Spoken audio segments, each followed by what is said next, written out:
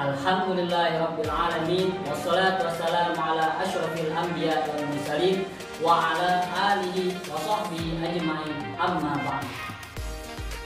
Perkenalkan, nama saya Ferry Yolandika Wiranda dengan NIK 2341040 dan rekan di samping saya yang bernama Nama saya Muhammad Jalan Firdaus dengan NIK 2341029. Di sini kami akan membuat sebuah video UTS untuk memenuhi mata kuliah ilmu lugh yang diampu oleh dosen Muhammad Taib Rizki dengan tema pragmatik dalam bahasa Arab. Baiklah, di sini saya akan menjelaskan tentang pengertian semantik dan pragmatik. Semantik adalah cabang linguistik yang mempelajari tentang makna dan arti yang terkandung dalam bahasa.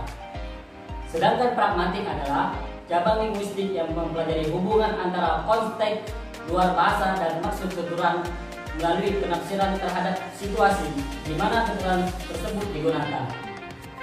Adapun hubungan semantik dan pragmatik saling melengkapi dalam memahami bahasa. Semantik memberikan dasar tentang makna kata-kata, frasa, dan kalimat. Sementara pragmatik menjelaskan bagaimana makna tersebut dapat diubah tergantung konteks penggunaannya. Pengertian prinsip pragmatik dan jenis-jenis pragmatik. Prinsip pragmatik adalah cara kita memahami makna yang tersirat dalam komunikasi di luar makna harfiah. Prinsip pragmatik ini membantu kita memahami niat pembicara dan makna sebenarnya di balik kata-kata, dapat mempertimbangkan konteks hubungan antara pembicara dan tujuan komunikasi. Berikut ciri-ciri prinsip pragmatik dibagi menjadi 5. Yang pertama, bersifat kontekstual. Yang kedua, memperhatikan niat pembicara. Yang ketiga, melibatkan makna implisit. Yang keempat, memperhatikan tujuan komunikasi. Dan yang kelima, memperhatikan aspek kesopanan. Terus, pengertian dan jenis peranggapan, implikator, dan instrumen. Dalam kajian pragmatik, peranggapan, implikator, dan instrumen adalah konsep-konsep yang penting untuk memahami makna yang tersirat dalam komunikasi. Berikut adalah penjelasan mengenai ketiga konsep tersebut berdasarkan hasil pencarian. Yang pertama, peranggapan. Peranggapan adalah informasi yang dianggap sudah diketahui atau diterima sebagai benar oleh penuntut dan pendengar. Yang kedua, implikator. Implikator adalah makna yang tersirat dalam suatu tuturan yang tidak dinyatakan secara eksplisit. Yang ketiga, instrumen. Instrumen atau ketergantungan makna adalah hubungan logis antara dua proposisi, di mana kebenaran satu proposisi menjamin kebenaran proposisi lainnya. Terus, penjelasan prinsip kerjasama. Prinsip kerjasama adalah konsep penting dalam pragmatik. Baiklah, saya akan menjelaskan materi selanjutnya, yaitu materi penjelasan prinsip sopan santun. Apa itu prinsip sopan santun? Prinsip sopan santun dalam komunikasi adalah pedoman yang mengatur bagaimana individu berinteraksi dengan cara yang menghormati dan memperhatikan perasaan orang lain.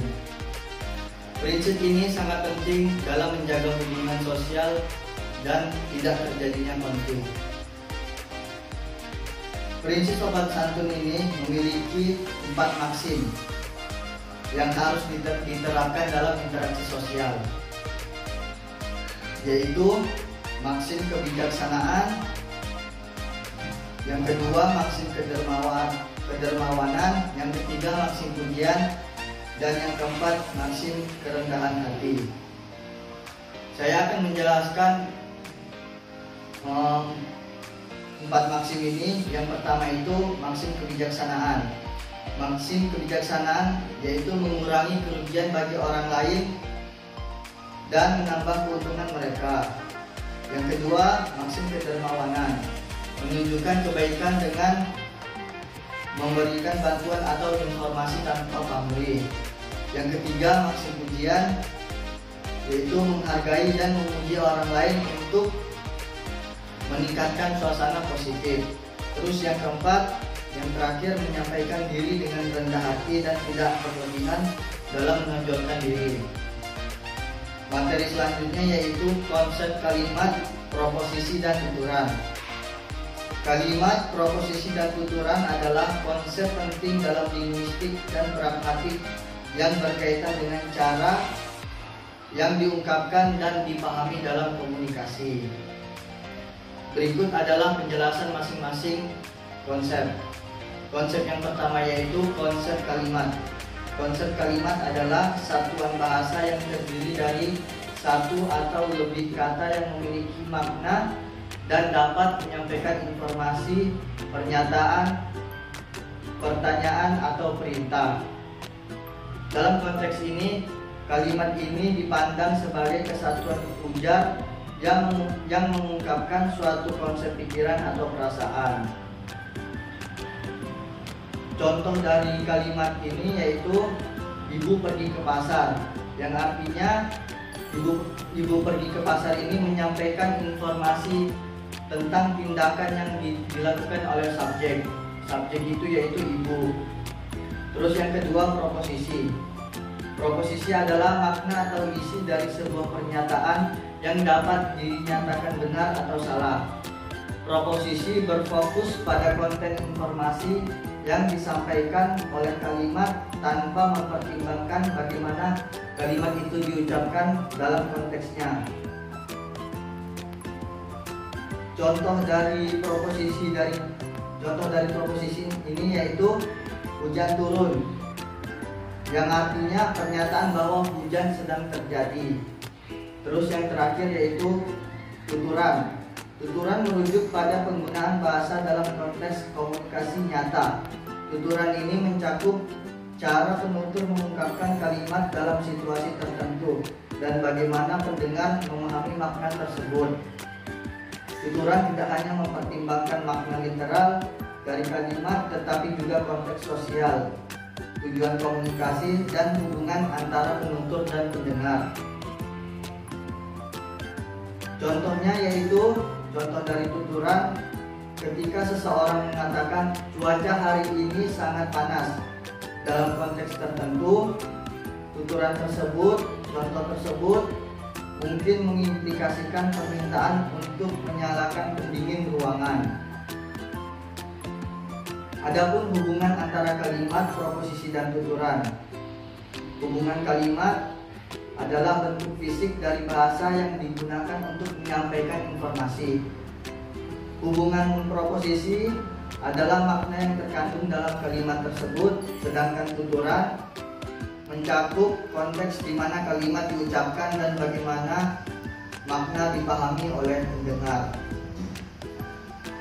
Materi selanjutnya yaitu materi yang terakhir, materi yaitu konsep lokusi, ilokusi, dan perlokusi.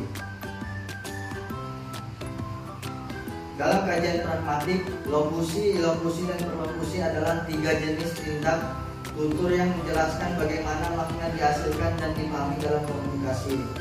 Baiklah, saya akan menjelaskan penjelasan mengenai masing-masing konsep. Konsep yang pertama yaitu lokusi. Lokusi merujuk pada tindakan menyatakan sesuatu secara literal. Ini adalah aspek dasar dari tuturan yang berkaitan dengan makna kata-kata yang diucapkan. Contoh dari lokusi ini, pintu itu sudah tertutup. Dalam contoh-contoh ini, lokusi hanya menyampaikan informasi tanpa mempertimbangkan konteks atau maksud yang lebih dalam. Terus konsep yang kedua, konsep ilokusi. Ilokusi adalah tindakan yang dilakukan oleh penutur dengan maksud tertentu saat mengucapkan kalimat. Konsep ini mencakup tujuan atau fungsi dari tuturan seperti memberikan perintah, permintaan, atau janji.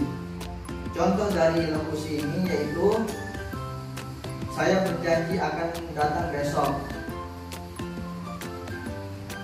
Dalam contoh ini, ilokusi tidak hanya menyampaikan informasi, tetapi juga menunjukkan maksud penutur untuk meminta tindakan tertentu dari pendengar. Yang terakhir, perlokusi. Perlokusi adalah efek atau dampak yang dihasilkan oleh tuturan pada pendengar. Ini mencakup reaksi atau respon dari pendengar terhadap ucapan penutur yang bisa berupa perubahan sikap, perasaan, atau tindakan. Contoh dari perlokusi ini, jika seseorang berkata, "Saya sangat lapar," dan pendengar merasa tergerak untuk menawarkan makanan. Dalam contoh ini, perlokusi menggambarkan bagaimana ucapan penutur dapat mempengaruhi perilaku atau perasaan pendengar. Dengan memahami ketiga aspek ini, kita dapat lebih baik menangkap nuansa komunikasi dan bagaimana makna dihasilkan dalam interaksi sosial. Cukup sekian penjelasan materi dari kami. Apabila ada kata-kata yang salah dari perkataan maupun ucapan, kami mohon maaf, dan kepada Allah kami mohon ampun. Wassalamualaikum warahmatullahi wabarakatuh.